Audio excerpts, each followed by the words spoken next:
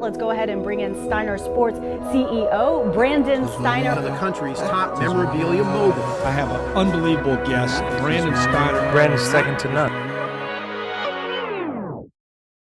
I'm actually trying to figure out.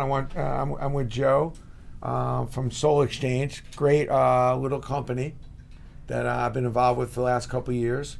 And what I love about this company is they have these trade shows and you have all these young entrepreneurs selling and buying sneakers, which is a good thing, a lot of teenagers. And I want Joe to explain to me why these Yeezys are hot, but also I want to explain how Adidas has now caught up to Nike in the marketplace, because I've always been a Nike guy, honestly. By the way, sporting my new Steiner sweatshirt, which we're just plugging. Just plugging. Plugging away. But anyway, Joe, Solexchange, welcome, my friend. Thank you, buddy. We got a couple other guests we'll get to. Just want to get started on the sneaker thing. First of all, before we do that, tell me your favorite sneaker, and I don't care what age you are. I want to know your favorite sneaker or your first sneaker you ever got, and why. What's your favorite and why? Is most comfortable, coolest, because you've gotten girls because you're wearing them, whatever it is. Yeah. If you're a girl, I want to hear if you're a woman, I want to hear your favorite sneaker. What's the most comfortable? What's the one you work out in? What's the one that gives you the best support? I love sneakers. I have about 150 pair myself, and you know that, Joe. Yes, I do. I've seen your closet. First of all, what's it feel like to run a sneaker exchange? What's that feel like? It's overwhelming, to say the least. That's number one. It's exciting. It's exhilarating, and the fact that I can buy all the shoes I want in one place. I also use Solexchange to buy my own shoes. I go into Solexchange as a customer. Solexchange.com if you want to go look at that. That's where he's coming from. And when's your next event? It's going to be January 20th in Philadelphia, and then March 31st in New York City. And the New York City show is going to be Rockstar. Cool. And you just go to the website, register, or how do I find you on Instagram? Yeah, you can go Instagram, Solexchange Show. You can just Google Solexchange Sneaker Show, tickets on Eventbrite. So if you're a sneaker fan, you got to get lined up with this guy. But explain to me what's the big deal here on these damn things? So the first part is this. Number one, limited. Number two, first and foremost, limited shoe. Second, it's Kanye West. We all know Kanye as the sneaker god. He everything he touches when it comes to sneakers is really, really popular. But I will tell you, comfort-wise, it's hands down, because your question was why has Adidas kind of jumped over the Jumpman? And the truth is comfort. I mean, I wear these shoes for comfort. Styles are great. Young kids love them. But the fact when you wear Boost technology, man, it's like walking on clouds. This is the best $220 you'll ever spend for comfort. I could walk and run in these shoes forever. The fact that they look good is the second part of it for me. But the kids will, like, for example, when I sell these shoes online, or if I do a drop on Instagram, I'll probably sell about 280 pairs in the first 11 minutes. Okay, so we're going to do a contest for the next couple of days. Which pair we're going to give away? One pair? So you guys are going to be giving away the 2.0 Beluga. I'm going to give you guys a pair of these to give away for free. The Beluga after the fish? Yeah, it's called Beluga. Yeah, Who 2.0. comes up with these names? So we're giving away a pair. You got to like and share. So if you're a like and share and spread the word, I want to get a ton of feedback. I'm trying to get a sense of what is the hottest sneaker out there and why. And has there been a sneaker left behind? Like, listen, I love Patrick Ewing. It's my boy. But I mean, the Ewings were cool, but this is kind of definitely a little bit past its time. No, but I lined up for these shoes. I lined up for these shoes. These are still cool. 100%. For me, it's still cool. I went to West, which is a store on 7th, 9th, and West in the city. I slept overnight for those. Yeah, West is Rockstar. I got them in red. I got them in black. I got them in blue. I mean, Ewing is amazing. And Patrick signed he was there. So we waited online for the signed shoes. Like, it's a Rockstar shoe. I love this, but also, I just want to be clear. My sneaker, just so there's no confusion, and I've always worn Nikes. I wear Kobe 10s. And that's what I wear. I know where you're going. But Clyde Pumas were the joint. It was the, I know. Shit. Yeah. I can't wear them, but I keep a pair in my closet. Blue suede with the white, Puma. Clyde was the man who got sneakers going. He was the coolest cat on the planet. Clyde's still very cool. I know for the young ones out there, you're not going to agree, but the Clyde Pumas, you could still get them. Yeah, in all these crazy colors, and we would get them all. That's what we lived and died for, and that was my motivation and my purpose as a kid. To go and be able to make the money so I can go get my Clyde Pumas or my Adidas All-Stars, with the that big little fat front. Yeah, sure. Classic shell top. Yeah, the classic, which is still hot. And I gave away a pair that was in my closet last night to a kid in one of my homes, which was same size as me. That had been in my shelf for almost 20 years. I always kept a pair of the Clyde Pumas and the Adidas, and I gave a pair to my kid. I said, this is a good luck charm. I don't want you to have these pair. I think it's better suited on your feet. I know you need some sneakers for Christmas, so I gave it up. Although I do love my Ewings too. I do love my Shaq sneaker, but that's size 23. Let's not go there. Tell me why Adidas is now climbing up and maybe has almost surpassed Nike in a lot of ways. And is Nike in a little bit of a going backwards, running backwards mode right now to try to catch up? How does Nike not get this Kanye West deal?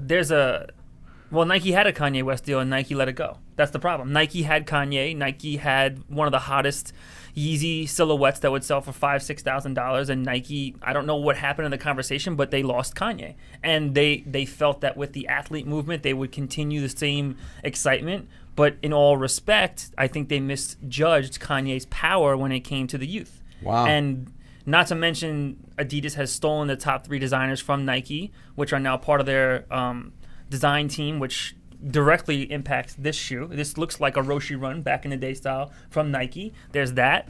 The fact that that Adidas is now number 2 in the market and has literally surpassed Jordan Brand, which Who's is number 1? Nike. Well, Nike's number 1. Number 2 is Adidas, and now it's Jordan Brand number 3. So Adidas has surpassed the Jordan Brand. Correct. So has Nike ignored the Jordan Brand a little bit on the sneaker front, you think? I think they've done a couple. For me personally, Jordan Brand will always be a history for me. My first pair of sneakers was a pair of Jordans. I watched the movie Do the Right Thing, which Spike Lee, the character bugging out, made me buy a pair of Jordans. That's the reason why I bought my first Blackman, pair. Yeah, had to man. be the sneakers. Yeah. Had to be the shoes. Yo, you stepped on my shoes. And actually, they released a pair of Jordan 4s called the Bugging Out 4s with the scuff mark built into it. But at the end of the day, that's not the customer anymore. The customer is 13 and 14 years old, and they make the market, and they miss the ball big time with keeping them engaged. What's the number 1 sneaker of all time? And, selling wise, or most popular right now with youth? What's really bugging out, and then what's the all-time best sneaker of all time? What's the cat's meow? For me, or for the number 1 sneaker for me, if it can't, I would give you a third of my collection for it would be a Nike Pigeon SB, which is a Jeff Staple pigeon. 2004 Nike SB. It has a small New York City pigeon on the side of it. They sell for about $8,500. I would give you a third of my collection, hands down, for it. I'll give you all my Jordan 1s right now from my size. How many Jordan 1s do you have? 71 pairs. You have 71 pair of Air Jordan 1s? Jordan 1s. Worn, not worn? Some worn, some new. Bred, Royals, OG Royals. Those are like Shadow 5,000 ones. a pop, the new ones, no? No, my breads right now go for like 400. My retros go for 300. My Jordan 1 Letterman one, which is not the retro Letterman one, the first one goes for about 1,100. My For the Love of Money's go for about 4,500. So like my collection, that's my retirement fund. Now, will you see all these sneakers all over your show? Yeah, I bring mine. Your retirement fund. Yeah, that's my retirement fund. Oh, I was curious about that, retirement fund. Yeah, so basically, like, what I'm going to do, like, when I'm, like, time for Social Security, I'm just going to sell all my shoes to somebody who wants them, and then, that's it. It's enough. Do shoes have an expiration date? Man, it's hard to say. It's who you sell it to. Like, for these shoes, no. I think, look, there's a 14-year-old born every single day, and they get into shoes, and it just has that, it sustains the value. The sad part is just, like, my old Jordan 4s, like my Bred 4s, they used to be worth, $1,000, and now you can't sell them for more than $300 because the Jordan brand is not hyped up anymore. I like those Jordan 4s, by the way, especially the Cleveland ones, the blue and the black. Yeah, Cleveland 4s. The orange and black. Cat 4s. Yeah, Cat 4s. This sneaker goes for about $500? I'm selling this one right. No. Well, it depends where you shop, but the average on this is like $450. Now, you're going to be able to win this if you like and share. We're going to pick, so like and share this, and let's spread the word out. If you know there's a sneaker lover, let's get connected. Go to solexchange.com, but also tell me your favorite sneaker.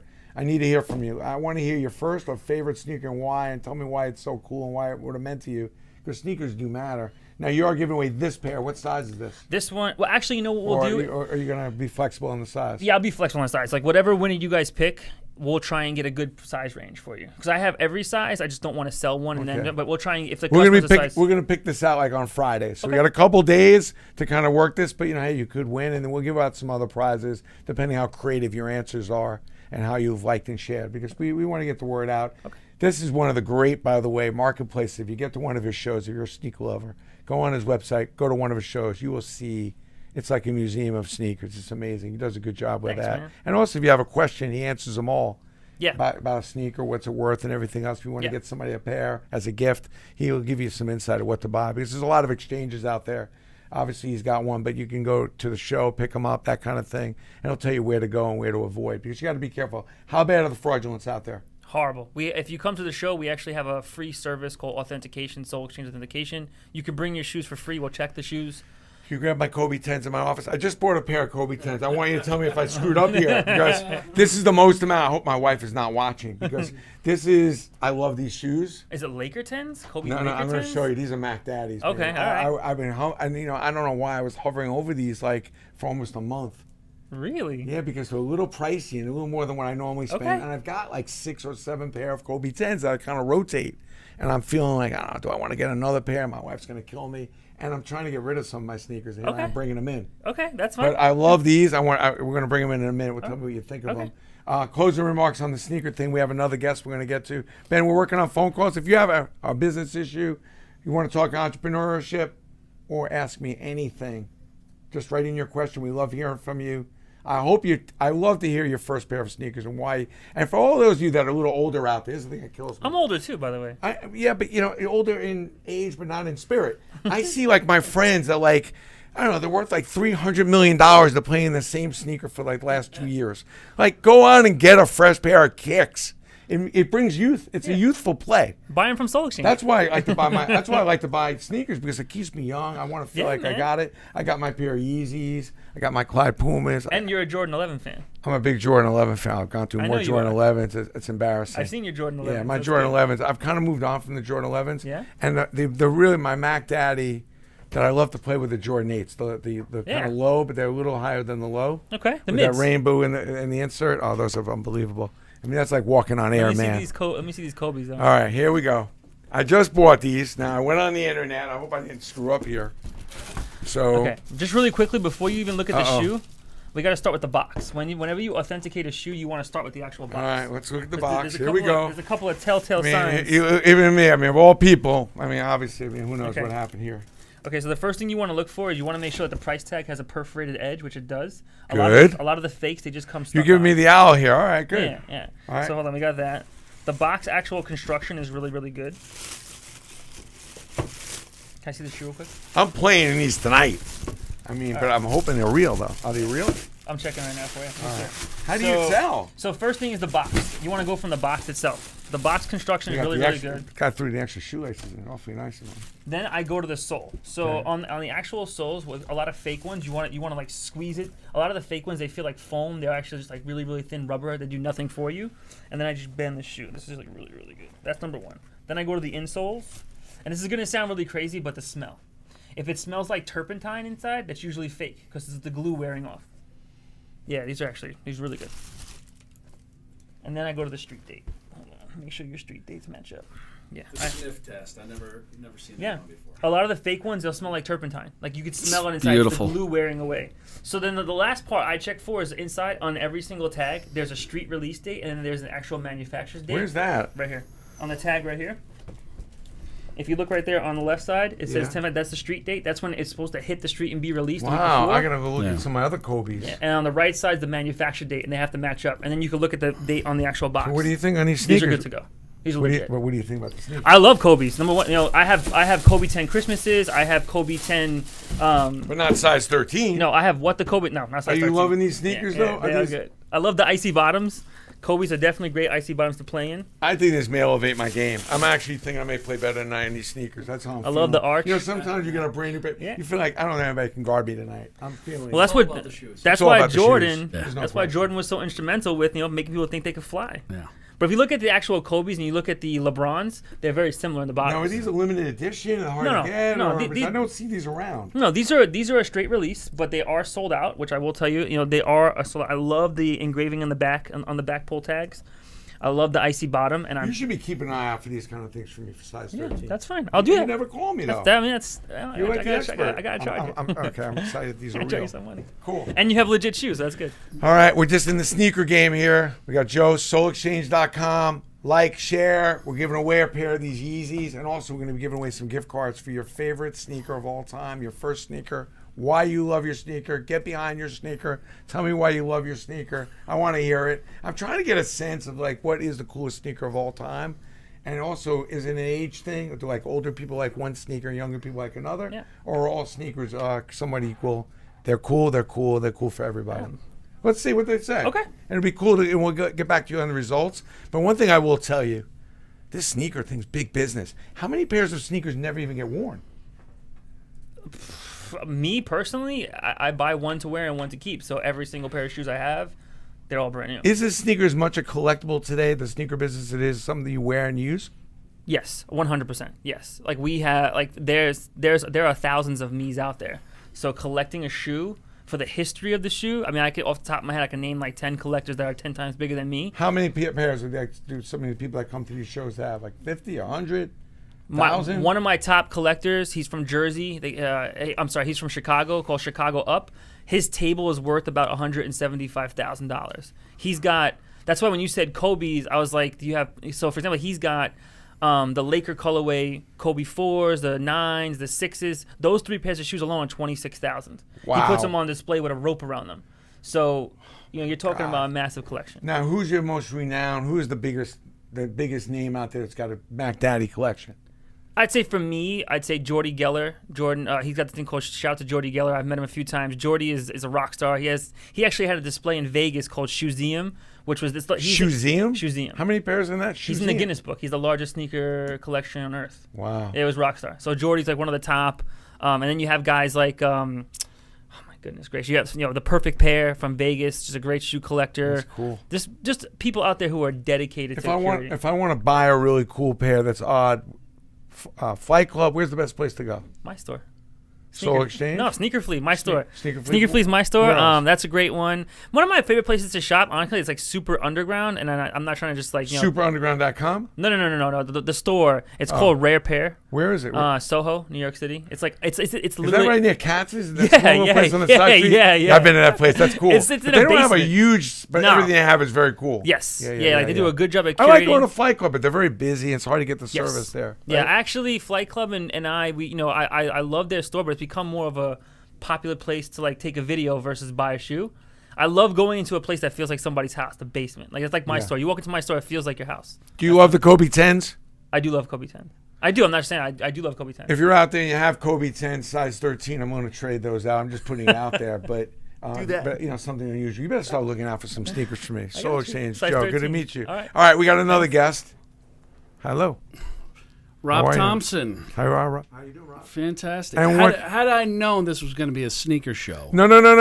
This is not a sneaker show. I would've- We're all over the place. We may start getting into sex, drugs, and rock and roll. Well, that's a there's no perfect show. telling where we're going. If But I knew that, the I would show have. has no defined. He's done. We're done with sneakers, although they are very hot, as we've now learned. We're moving on to the next subject. I would have brought my '85 Reeboks. Was actually the first. You remember the double Velcro bands? Wow. How about the pump? Oh my gosh! How about the pump? That was The actually. Shack. How about Yeah. the Shacks? Yeah, 1985. That was actually the first pair of shoes I ever had in a box. Because you remember Marshalls? Marshalls I was try a big not star. to. I try not to remember. Well, but yeah. let me take you somewhere. So Marshalls, growing up, my parents were very frugal. We used to go and we'd get into the bin and you pick out you'd always try on a pair of shoes, but they were always attached, right? Your sneakers, so you're trying them on and all the pairs flopping by. Reebok, 1985, first pair ever in a box. Big moment for me. Yeah, because I always bought the bow hacks, and I'd get these for $1.99, and God, they were just horrible. Marshalls- You never got a box, sneaker in a box. No. Marshalls Never always even had like thought the about Nike that. swoosh upside down. They were always Yeah. defected Yeah. somehow.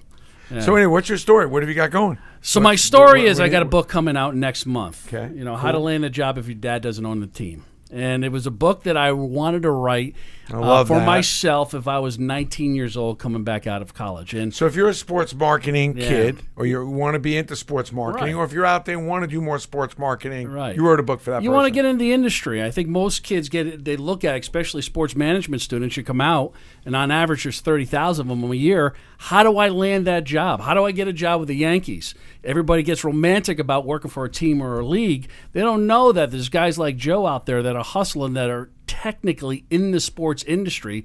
They just got another way to get there. My first My first job in the industry is I started a recruiting agency for high school football players back in 1991, and that was Like one a of the Max Preps. Yeah, but Right. I was the first one out there. I mean, my phone was the big yellow phone with a 75-foot freaking cord, kitchen table. Just got married. I saw a need for it, and that's how I got in the industry. And I had no idea about it other than that. I thought, growing up in New Haven, we had Starter was right down the street from us, Sure. and we had ESPN. But who knew how to get there? It wasn't a defined industry back then. So your overall feeling is that the view of the sports marketing business for people that are trying to get in is too narrow? It's a hard industry to get into because a lot of people want it. It's competitive, there's not just one way in. There's many ways into the industry. Okay. It's through as an give me a couple entrepreneur. tips. Give me a couple ways in, and tell me a little bit what the takeaway of your book is. So the takeaway of my book is, if you're not prepared to, number one, know how to sell, pick up the phone. All right, but who answers the phone anymore? No one. Right. So it's a social selling. Social media selling is where the business is headed to. Especially if you work for the team, if you're selling tickets, if you're selling season sponsorships, Yep. It's how do you use digital media to kind of influence and get the buyers from that way. Most schools, if not zero schools, have a class on that. The second part is Couldn't agree with you more. right. So it's understanding how that works. There's new positions right now in the sports industry because I have a free sports board. It's Free sports board where? I have a job board on robthompsonlive.com. So if you go to your website robthompsonlive.com, yeah. and people look at you have jobs that are posted? Yeah, free jobs. So I just pull them from my Were you going to mention that, or you just I mean, that's what we're all looking for work. yeah. So if Share you're- that if stuff, you're my interested brother. in it. Yeah. Come so on, man. I look at it as there's Jeez. not only if you're just trying to get into the industry, All if right. you've been in the industry for a while. So I offer that for free, but I also help people That's out. cool. Kind of Good re-engineer for their you. careers. So you're not just looking to sell a book, but you're looking to help people. Yeah, By the that's- way, when does the book come out? So it comes I figure you would have brought a copy. But it's not coming out to January. It's not coming out to next January month. is a whole so- month. It's yeah. 31 days. Is it coming Yeah. out at the beginning, Yeah, or at the end how do of I the buy month. it? It's the end of the month. It's going to be on Amazon. You could also get it off of my website, robthompsonlive.com. And the name of it? It's how to land a job if your dad doesn't own the team. Wow, this is going to be a very hot book if you're going Yeah. to school for that or thinking about going to school for Yeah, that, right? Yeah. So, I wrote Great it because idea, I man. became First book, by the way? It's my first book. Yeah, I got my second one teed up, but it's about my crazy adventure because I worked for the NFL for about 10 years, doing all their international youth development programs. Worked for the Walt Disney Company for about 10 years on the family media side. It's a GM in the Arena Football League. Then I was telling Joe, I bought Hoop It Up about 5 years ago from Lagadier. Hoop It Up, Let It Fly used to be From NFL. Lagadier Sports? Yeah. And Hoop It Up, it goes around. They have Yeah, these 3-on-3 tournaments? basketball. And then what happened with that? Yeah, I sold it last year, 2016. Did well? We pulled it out of a hole. Yeah. FIBA, and it becoming an Olympic sport helped. Did you make money? We did okay. I mean, we got to just Yeah. know. That's the result. Yeah. First of all, Ben, order 2 copies of this book, one for me and one for somebody who needs it. We'll do a contest on this book as soon as we get them in. Yeah. And then at some I'll point, we're send going to you do a 3. blog with you. Yeah, send one 3. Let's do Sam, 3. we'll get you 3. And then, honestly, I think if you're out there and you think about sports marketing, before we get to on your career, Yeah. I think you're going to have to go. Somebody's going to have to go look at this book because it's something I talk a lot about. It's Yeah. widening your view and looking at some things other than just the obvious, working for the Yankees or some Right. of the big teams, but also changing your approach. Right. A lot of you're not trying to get into some huge conglomerate of an industry. Right. It's a pretty small industry that you're trying to work your way into. So the strategy is really important, how you're going to break in. And there are a lot of techniques and flexible strategies that are necessary. Yeah, I mean, if you're willing to eat crap for a while and not get paid, work a lot of hours, and if you could hang in there, you'll Yeah. make it. There's a great quote that Steve Hogan, who's the CEO of Florida Citrus Sports, who runs the Citrus Bowl and Pro Bowl events down there this year, and I did a podcast with him, and he said this great quote. He says, "Rob, it's really difficult to get a job in this industry, but it's impossible to have a career in this industry." And Well, what do you mean by that? well, because it churns and burns a lot of people out of it, because it is a lifestyle, especially if you work on the facility side, on the event side, on the operation side of it. You think a lot of kids don't know that? I think they become romantic about. I'm going to a Yankee game. I'm going to watch the game with my suit on and shake hands. I think their perception of what it takes. It's not that they're this generation, which I think is a bunch of bullshit. How they label these kids as lazy. I think complete opposite of that. Agree. I think they're not prepared on what some of the schools are teaching them by the time they get out, because a lot of it is in theory, not practical. What you're going to use. Well, it's hard to go find people that have really done anything really in this business. It is. And get them into the classroom because it's still early on. It's an industry that's so young. It's hard to find somebody who's done this for 20 years, other than a knucklehead like myself or a few of my friends. But most of them are retired or have, the bulk of this is still 10 years or less. It is. So I'll give it 15 years, maybe most, and that's not ready to go teach for most. I'll cases. give you a great example. So I hired a kid when I owned North American Sports Group. He put himself through undergrad. He was a Polish immigrant, and his parents, owned a trucking company. So all he did was work for the family. He put himself through, got his MBA as well, but he had zero experience. He had nothing.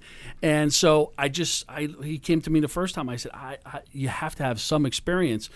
And as I dug in the conversation, the only reason why I told him you're sitting there is because you're a kid that grew up with immigrant parents, and I love those kind of kids because you're just a worker, and I know that, but I got to find a place for you. And as I dug, he told me that, I'm a basketball junkie, and I have a blog that has 50,000 followers to it. I said, you're hired because you get it. You understand how to build an audience. I put him in charge of my social media. He took our Facebook page just with zero advertising to 250,000 followers in 8 months. So you put a lot of value on a younger person that is looking to get something going on their own, can self-start, so to speak. Yeah. I don't care where they went to school. I could give two shits about where you went to college. It's that want-to factor. I just wrote a piece on LinkedIn today that was titled basically, I love hiring walk-on college athletes. Why? Because all they want is a chance. All they want is an opportunity. And they got balls. And they got balls, and they're going to stick in there. Is that when we met? Did we meet on LinkedIn? Yes, we did. We did meet on LinkedIn. I got to tell you something. Something caught me on LinkedIn with you, though, right? Yes. Yeah. You reached out to me about this project, here that you're working on. You caught my attention. So, but we did meet way back when, back in '97. You were down. I think you were Midtown. You had an office down there, and we weren't very large back then. No, it was like 2 people in the office, and I'll never forget this story. And I was working at the NFL. Sure, about to hear it. Oh, this is great. You had a big old mustache. I remember zoning in on the mustache. Yeah. But Brandon, this is the truth. I'm sitting there talking to you. I'm a young kid trying to get your advice. You sat there looking at reading business cards, just flipping through it, and you said, "Kid, get more experience, and then come back and talk to me." I'll never forget that. So this is full circle for me. That was not inspirational or motivational. No, you said, "Kid, go get more experience, and then you come back and talk." I think I was probably talking to myself. Probably. Yeah, I was probably a projection at that time. But you just like today, you allowed me to come in. But I feel like at this point I had my career, 25 years of grinding it out with some pretty good industries and as an entrepreneur. And at this point, it's a purpose for me. It's a purpose to help as many kids as I can and people that are in the industry. I just talked to a guy who was a senior vice president of Fox, and they had a big turnover over there in the last year or so, and he's out kind of looking around what's next for him. So it's sitting with guys like that or kind of peers saying, let's re-engineer what you're doing, because there's not a lot of jobs out there in TV production right now. Yeah, it's tight. It's very tight. So yeah. You got your book that's going out, which is a must if you're thinking about getting in this industry. You're out looking, but then also you have a blog and also your website. It's a job board. So you're really you're kind of getting a little more well-rounded about trying to help the person who's either trying to dive into this business, get into this business, or stay in this business. Yeah, that's it. I think I just say, I'm in the people business right now, and I think I've always have been, but it's clearly defined when you sell a business and you have a little time to think about things and you start putting things out there. And LinkedIn is definitely my go-to. The market will tell you how you bring value to them. It really does. Why LinkedIn? I just found that I just found that I'm comfortable in that space, and I figured that space out. You know what's funny is like LinkedIn. Me too. I feel the same way. Joe, what's your favorite go-to on social? Now we got to get to Instagram, Facebook. I mean, I rock with LinkedIn a little bit, but I find it intimidating. Yeah. Like I guess for like the younger, like I'm more on Instagram, more Snapchat. Like to me and Snapchat create like my Instagram stories. I probably do like 7,000 views per story that I post. Well, that's where your end user lives, right? Yeah, In that that's my space. custom- So you need to be there. Yeah. You need to be where a 13-year-old kid's hanging out. And I Right. think your end user is probably more on LinkedIn. I feel like my end Yeah. user is a lot more. It's more real for me on LinkedIn. Yeah. Although I do love the Facebook platform, but it's Yeah. gotten very hard to work Yeah. with the platform. It's just you don't know what's going out where to who. You're not confident that the algorithms are going to help you get your message out to who you want it to. I mean, I think the I mean, anybody out there can help me. I mean, I just don't I understand. agree right? I with mean, you. you have all these people that are on your platform. But you just I've sent stuff out like, man, I've never read any of that. I've never read any of this. It's very frustrating. Yeah. It's obviously it's a pay to play, but I think it got really too tight. I think Facebook got too tough to navigate and work through. You feel that way, or have you? I think if you do a private group, I did one of those, so you're I agree with really that. so you're zoned in on exactly who you want to talk to. I think the key in social media, what a lot of people fail in, especially executives that are a little bit dated, is they're afraid to use it because they don't understand the end user of who they're going after and how to talk to that end user. It's advertising, and once you understand the end user, then your content could get directly to it. I mean, you're zoned in on it. You're zoned in on it, and but it took us a while. Oh, I yeah, think, yeah, right. It's yeah. You're putting out Yeah. crap that people don't care about. Then all of a sudden, I wrote an article about my mentor that I had, a guy that I hired. Who's that? Guy by the name of Tommy Groom. He was a college football coach. Tommy Groom. Tommy Groom. Tommy, you watching? We're Nope. giving you some love right here, Tommy. Yeah, so- all right, your mentor, Tommy Groom. So Okay. Tommy was my mentor for when I was with the NFL for a very long time, and he was a great positive guy. He was a guy that got Boomer Esiason to go to Maryland because he used to hang out at Jones Beach, and he had that whole market, and all those great quarterbacks that came out of Maryland came from Tommy Groom. Wow. Yeah, he was the guy because. So what did you learn from Tommy? So what I learned from Tommy was about, because I was very anxious at that point in time, was about, he would say things like, you can no more do what you don't know to come back from where you ain't never been. And he was a West One more Virginia. time. He was a Whoa, West whoa, whoa. Virginia Slow guy, down. right? I like that. You can no more do what you don't know to come back from where you ain't never been. Meaning, Thompson, you don't know shit. Just keep your mouth closed and your eyes open and learn the business with me. But Tommy was married 4 times, so every time he changed job, he would get a new wife. I guess Not a good. That wasn't the part of the mentorship. I hope. No, it wasn't. Okay. But what I learned from him was being positive. I asked him one time. I said, all the places you've been, because you've been to a lot of places in coaching at high levels, where was the place that you liked the most? And his response to me just was profound. He says, wherever I was at. That was the best place. Wherever I was at, focus on where your feet are right now. It's important. You hear that Yeah. from a lot of older people too. They say the most important thing is to just respect and like where you're at and enjoy it. So I wrote an love article that. about that, Yep. and this is what changed my perception of kind of LinkedIn and how you use social media. I wrote an article about how he changed my life, gave me a different perspective, and I opened up a lot about me. It was hard to write. It was one of those you press the button, you're like, oh God, I'm gonna get crushed on this one. And the response, I think I'm about 500,000 views on that one post, and that changed that was 7 years of, oh God, I got 200 this month, this post, the 300. That changed everything for me, and I said, I get it now. I think you just put out quality content. You do good work, it finds you. Yeah. People notice. Yeah. When you put out good content that you really want to share for the right reasons, Right. people find it because they're looking for it. They're starving for it. We all are. Yeah. And that's the thing I'm trying to do is put out better content. That's what we're trying to always do over here as well. But I love that you put a lot of energy and love into that because there's not really a return financially on all that. No. As much as it's just a feeling good that you know that you shared something really good with someone. Yeah. So I love that. Yeah. To get your blogs, to get your stuff, where do we go? RobThompsonLive.com. When's the book coming out? End of January. Not a real hard date on that, though. You seem a little nervous. Is it going to come, or is it going to It's be like in coming. February? It's not going to be there. I'm not. I have to rewrite some Who's of it. okay. I have to rewrite some Do you of it. self-publish it? Yeah. Okay, Yeah. so you're first in the middle one of the out of grind, the gate. Yeah, That's first one out very of the hard gate. to do your own first one. Yeah, first one out of the gate. But my focus is definitely on kids coming out of college. This is for them. So there's a little workbook on each chapter, kind of, some takeaways that they're going to learn from it. So, I mean, that's the space I'm in right now. You got a gun to your head now, my friend, because everybody out there is, and we have a lot of sports marketing people that watch this. Yeah. They'll be looking for your book. They're going to be expecting it. I'm glad I did this because now it gives me urgency over the holiday Don't make break. me come after you with the hose. Yes. Ben, any questions? Anybody looking for us? Anybody got anything they want to talk about before we let them go? We had a just great like we got one conversation on sneakers and how to find a job in sports marketing. one general question from a guy named Nick Gonzalez. He asked, just how do you start a business? What's the best way to go when you're first starting out?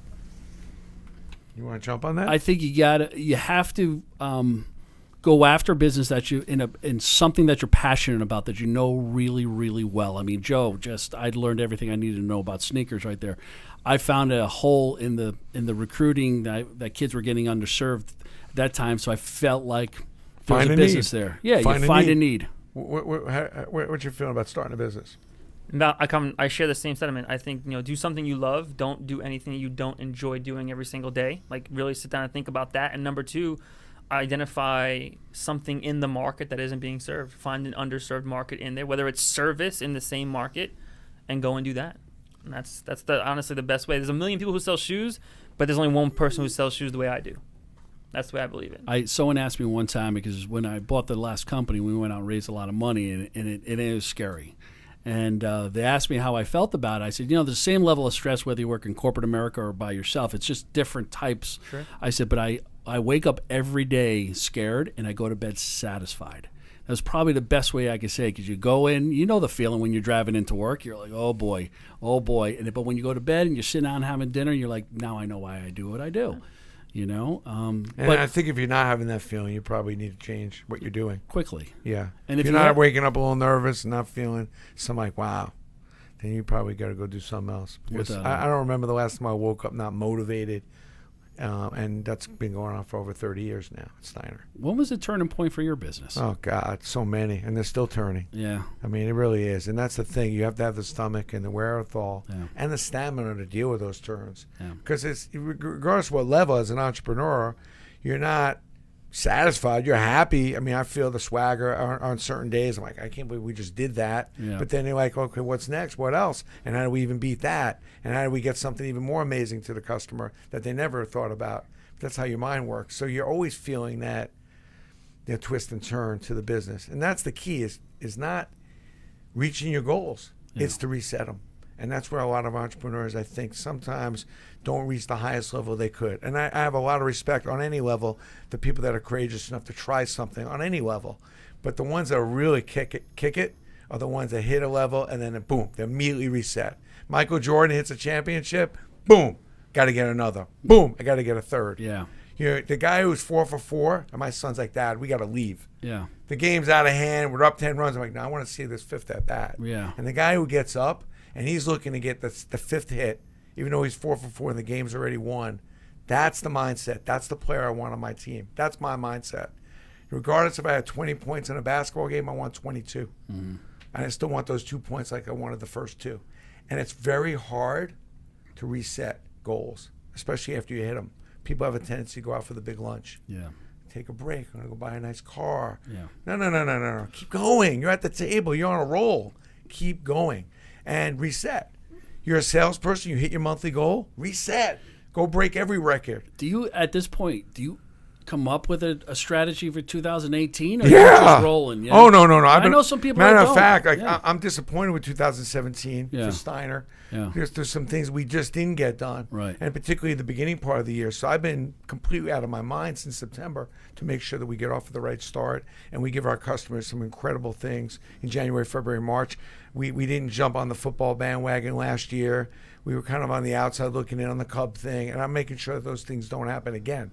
So, yeah, I mean, and I'm looking at 2019 as well. Right. Because it's definitely, as you have a company like mine, the 2 and 3 year plans become much more relevant as opposed to when you're smaller. Yeah. You can kind of go on the fly. You can go plan 3 months out. Like, he didn't mention anything he was doing next year. Yeah. He went through March, and that was the end of his conversation. Right. Right? And maybe that's okay for him, but to me, like, what's going on the rest of the year? I didn't stop you. But, his plan, his strategy was 4 or 5 months out. Or 6 months out. Like, I'm starting to think 2019, 2020, because some of the things you want to do that really have the wow in it do take a couple years to develop and put together. That's how big, if you want to up the game, has to be. How much of your time do you spend on the business or in the weeds? No, the question is how much time do I not spend on the business in Yeah. the time, and that's a few minutes here and there. Yeah. I mean, as an entrepreneur, that's what you do. That's Right. who you are, which is kind of the little bit of the trouble of it all. Right. Because when you're hanging out, you got to be able to kind of separate a little bit so you can enjoy the time with your family, your kids, Right. and a couple other little things. But entrepreneurism is a lot of ADHD, OCD. A lot of those Yeah. characteristics are carrying around with all of us. Yeah. And you got to go fight and manage that so that you can enjoy where you are, whether you're on a beach or you're taking a break or you're going to go play basketball. Yeah. But, I'm in it to win it. Like, if I don't come in looking forward to lunch. I'm not like, oh, wow, it's Friday. Right. That kind of crap. I'm like, how do I stretch this day out and get as much as I can in before I need to go home? If not, I'll just stay home. A lot of entrepreneurs, we talk about Sundays. Sunday about from 7 to 10 o'clock. How much work gets done between I think that? you learn a lot about an employee on a Sunday night, especially one that's been away for a week Yeah. prior. Mm-hmm. When they come in on Monday, you start getting emails around 11. Mm-hmm. I usually go, loser, an employee that is headed to mediocrity. Yeah. So you were out a whole week. Right. You decided to come in Monday morning and then unravel after you told 200 people about how great your week was. Right. Now you're going to unravel out of all these people that were trying to get to you Right. and give you the respect and the courtesy of wanting to do something with you. You'll get to them a couple hours after you got in. To me, I go on vacation. I may shut it down. I'm a big believer of it. Yeah. Take 3 days, go offline, go off the grid. Yeah. Good for you. But you got to get a head start to the week. You got to plan your tomorrow today. To me, I would always go online Sunday night, spend 2-3 hours. So I came in the office on that Monday running, sprinting, Right. and staying ahead of the curve. But that's how I work every day. So why would it be different if I was on vacation? But a lot of people do. A lot of people, you send them an email over the weekend, you get an email back Monday afternoon. And those are people generally headed for mediocrity. Right. I know you'll be out there, you'll disagree, and I love to hear it, but you know something? People that aren't a day ahead, people that take 2 days to get back to you, Yeah. I don't know where they're going, man, but they're not people that generally I'm loving hanging out and talking with on a regular basis. And you know, people that know when they communicate with me, I'm not saying I'm on a minute to minute, but I'm in touch. Maybe tonight at 11 and maybe 4 in the morning, but you're not going multiple hours without me here and getting back to you. And that's not only when I need you, but I'm on you the same way. Whether you need me and I need you, I don't differentiate. That's another thing that pisses me off. It's like when you need me, you're like returning, you're all over it. And then when I need something from you, no, I'm on you regardless of whether I need something from you or you need something from me. I'm getting on your ass because you needed something, the same way as if I needed something. And I think that's a differentiate, I think, to being extraordinary, is that your ability to follow up and care about things, regardless of whether they necessarily help you at the moment. Because it's a relationship. If you're in, then be in. If you're in this relationship with someone and you're doing business with someone, then be in. And that means, regardless of whether you think you're getting something out of it today or this week, I don't look at a customer that calls me and says, well, we're not doing a lot of business with you, so I don't really give a shit. I'm treating you the same way I treat a $10 million customer. I was in Vegas, and I was doing this huge deal with Walter Payton. It was like 5 athletes, and I was arguing over about a $100 bill that we were fighting over this vendor with my accounting person. And I said, excuse me, I'm gonna need 10 more minutes. And the guy turned to me and says, this is like a $50,000 appearance that we're working on everything. You're making us wait 10 minutes so you can work out a $100 bill. I'm like, I don't differentiate. The $100 is an issue and needs to get resolved, and I'm on it. I'm not gonna, if I'm jeopardizing the $50,000, I'm not stupid, but I'm not, you're asking me not to take the $100 seriously. Customer comes in and spends $30, he's getting that same focus and attention that he's spending $30,000 and respect. A lot of people get caught up in the predicting. I mean, that $30 customer could be $30,000 tomorrow. Who knows? Just treat everybody great. If you're in, be in. If you're not, hey, there's great jobs at the post office. There's busboy opportunities, bus girl opportunities. You can do some traffic cop. Right. There's a lot of good jobs in the library. I love all those people and respect them. And I have a reasonable expectation for them. But if you want to get in the game of entrepreneurship, you want to get in the game of selling, you want to get in the game of driving a business that you believe in, that can serve people, then be in. Mm-hmm. And being in is, there's no shot clock. Right. There's no shot clock in my game. There is no shot clock. It's whatever it takes, and if it's putting out a hell of a lot more than I ever think I'm going to get back in return, that's the game because I'm in. Getting in contact with I got a little crazy about that stuff, but I get a little crazy because everybody's already looking at the vacation, and it's still the middle of December. Right. It's like, already it's now January 2nd. Well, we got plenty of days left of this year. And it's the Friday mentality. It's like, well, call me Monday. I'm like, no, I'm calling you now. Right. It's Friday, but that's just me. It's a perfect time to clean out shit that you want to clean out, get things squared away, tee up things for next year. It's a perfect time because no one's calling you. Reset, come up with a new purpose is really important this time of year. Don't give me this. What are your resolutions or your new goals and all that? That stuff just gets me sick. Like, you should be doing that every day. That's the point. Don't wait till January 1. And also, what you could do on January 1 is really redefining your purpose about why you want to have a new goal, why you want to take your business to a new level, why you want to get that book done by the end of January. Because I'm going to kick your ass if you don't get that book done, by the way. Thank you. I'll be all over you like a bad flu. You know what I'm saying? But, like, redefine your purpose of why it is you want to go lose 5 pounds. Don't set a goal you're going to lose 5 pounds because that's just a thought. Right. But come up with a purpose of why you want to lose it, because you want to fit into a dress, or you want to go to that wedding and look good, you want to go on the beach, or you want to go take that money and go do something with it. That's why you want to rock your sales. Whatever it is. I think the more resolution thing is just redefine your purpose about what you want to really, the kind of person you want to be. Redefine the purpose of what you want your business to become or do for people and how you want to serve better. Like, that makes sense to me. Mm-hmm. What was the question? Hey, any other questions? We're out of time. But we covered sneakers. Yeah.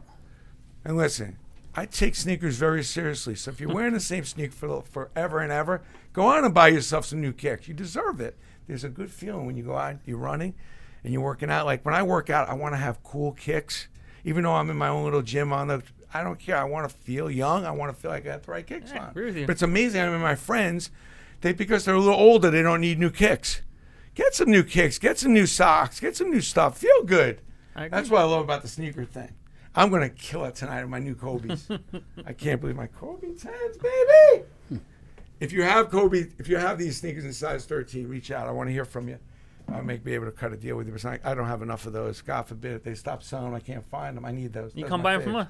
I got you. It's hard to find the 13s, though. Yeah, it is. Ben, any closing remarks?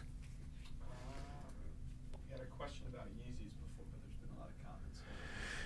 Don't believe the hype, but you can like the hype, and a lot of people like the hype. Yeah, oh my God, right? the hype It's is cool. The hype is what fuels this. This is insane. I mean, think about it. This shoe costs $11 to make, $220 to retail. Some of them sell for $900. I actually sold a pair yesterday for $1,700. I think I paid $305 for the shoe with shipping. It's a beautiful great country. market. Yeah, it's gorgeous. Good for you. Yeah, By the yeah. way, don't forget to tell me your favorite sneakers. Did you first pair you ever wore. I love it. Bring Did you it. smell the shoe before you? Oh, I sold it? authenticate everything. I never Everything. Smell the I never shoe. heard about that smelling. I the shoe. Smelling the shoes. I will bring you fakes. That was It smells hardcore. horrible. Yeah. If you can tell. tuned in on this episode, I mean, Yeah. you got chock full of Smell the value. shoe. You learn things, okay? And also, you can learn more when you pick up his book or go to his website. He posts really good stuff. Got my attention on a Saturday. Yeah. He does really good posts on LinkedIn. Go grab him on LinkedIn if you can before he hits the limit. I gotta join this LinkedIn now. Yeah. I gotta join LinkedIn now. I mean, we're both big LinkedIns, but Jump in. Yeah, I'll jump in. Jump in. It's a grown-up game, though. Yeah, Ben- I'm kind of a grown up. Hey Ben, we're signing off. Are we done? Yeah, I mean, you guys want to give some just last comments? Yeah, I just wanted to say thanks for having me. I really appreciate it. This has been awesome. I thought the setup was a lot less elaborate. This is insane. All these cameras and everything like that. This place is like a real studio. This is insane what you built. We That's love number we one. love giving stuff away, and we got great followers. We got the best fans out there, and it's amazing that. Listen, I always thought if you did something like this, if you got like 100 people to watch, the fact that we get 10, 20,000 people to watch is unbelievable, and we hope in the new year to even make it even better and more fun. By the way, if you've clicked in and you've responded, there's a good chance Ben is going to be all over the place this afternoon and tomorrow. We'll pick these winners for these. You can win these Yeezys. Yep. But we're also going to give away some Steiner gift cards so you can use them before the holidays as well. Final remarks, my friend? I've always been impressed by you and your business, and I'm thrilled 30 years later, minus the mustache, I'm here. We seem to be posting a couple of those mustache videos. Yeah, I love it. I'm going to get my I guys love to it. cut that out. Yeah, no. Keep it going, boys. All right, we're going to try. We were supposed to do live in the warehouse today. I got caught up on a bunch of stuff. It's a busy week. I'm going to try to do it tomorrow. We're going to give away some stuff. So keep an eye out. We're going to go live. Ben, yes? Yeah. Doable? So keep an eye out for the notification if you want to win some stuff. We're going to give away a whole bunch of stuff just for Christmas. And I pulled about 15, 20 things. So if you like it, free stuff, come on board and we'll get you going on that. Have a great day. Hope your shopping's going well. It's not a holiday season quite yet. We still have a few days. Relax. Get the rest of the work done. Find your purpose. Go kill it. Get ready for 2018. I'll see you guys tomorrow. Thanks for tuning in.